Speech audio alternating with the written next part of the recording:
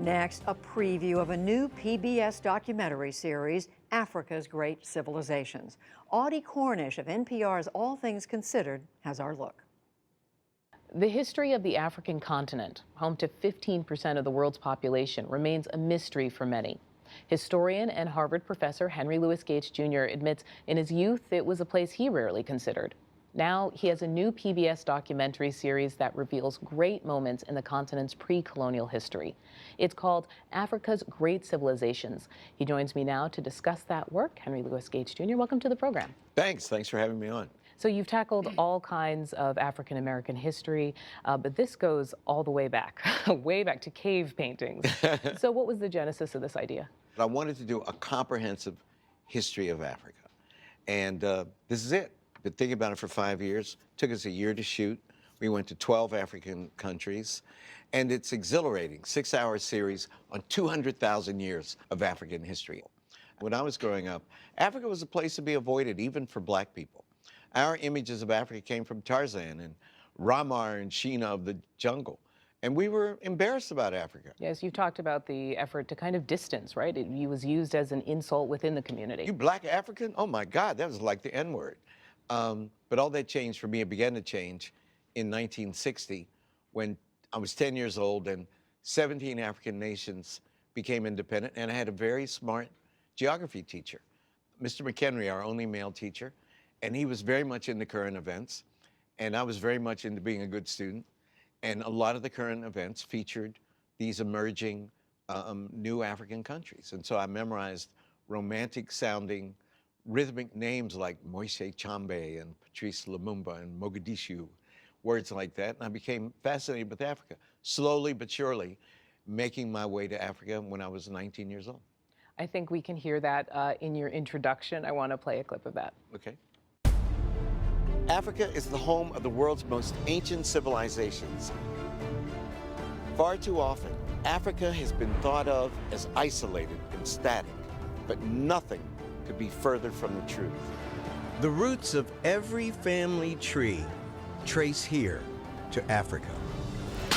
And so does the history of civilization. In this series, we'll be going on a journey through 200,000 years of history.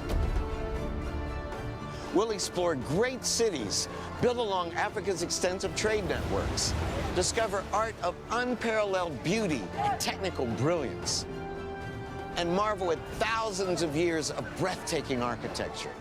What struck me watching this is that you use words like merchants and trade and engineering. It seemed like you were really trying to stress the achievements here. Why do you think those achievements have been obscured? I think the achievements of Africans have been obscured, first of all, because of slavery.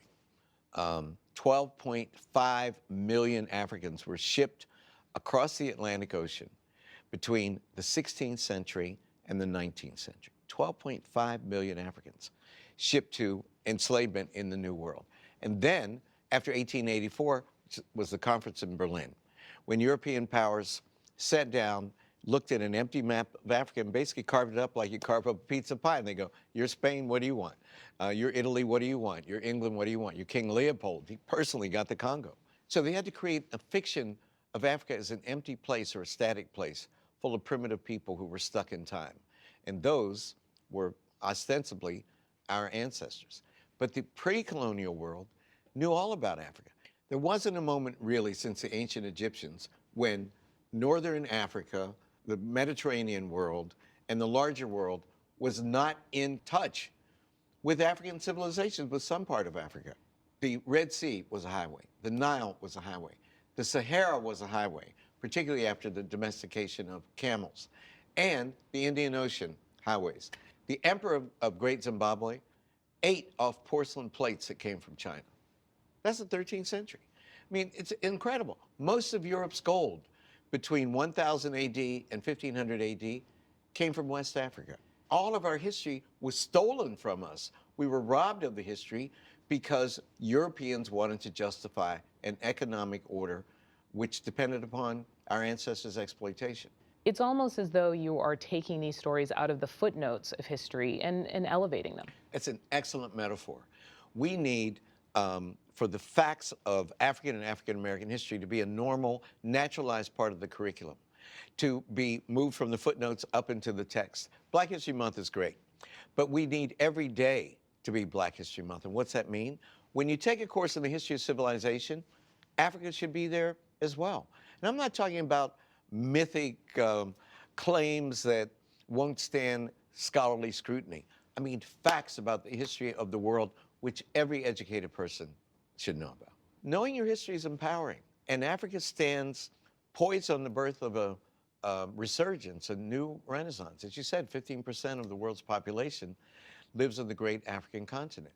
And knowing about this rich and splendid history will be crucial to the individual self-esteem of every African and to the collective, as it were, sense of itself of the African people. Henry Louis Gates Jr., thank you so much for speaking with us about this project.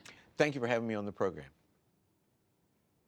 The series runs tonight, tomorrow, and Wednesday at 9 p.m., 8 Central on most PBS stations.